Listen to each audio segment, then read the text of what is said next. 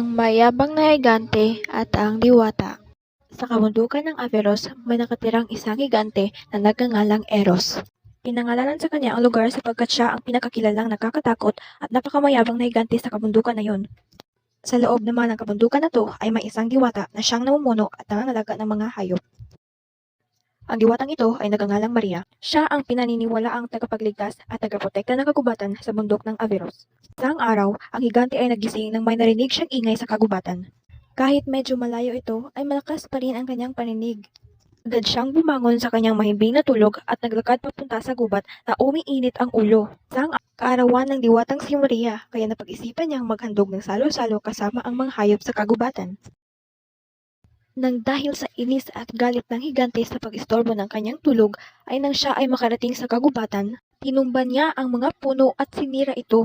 Napahinto si Maria at ang mga hayop sa kanilang selebrasyon nang makita ang nakakatakot na pagdating ng higante. Paano ka napunta dito at bakit mo sinisira ang kagubatan ko? Inis na tugon ng diwata. Paano ka Kasalanan mo ito at ang mga hayop mo na kasama mo. Inistorbo ninyo ang tulog ko kaya dapat lang sirain ko ang kagubatan ninyo.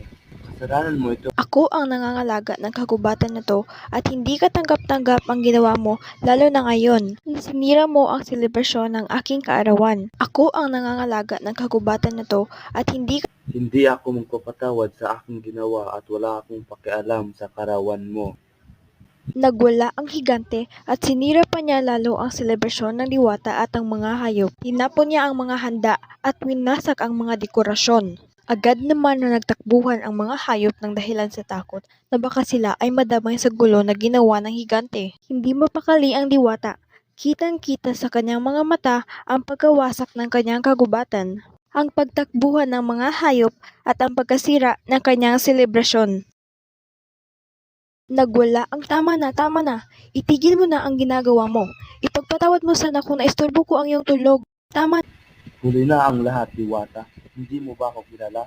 Ako si Eros, ang kinakatakotang higante sa kabundukan na ito. Puno ka ng galit at mataas ang pagtingin sa sarili mo. Hindi mo iniisip ang iba. Isa kang mahiyabang na higante. Ano naman ang kaya mong gawin?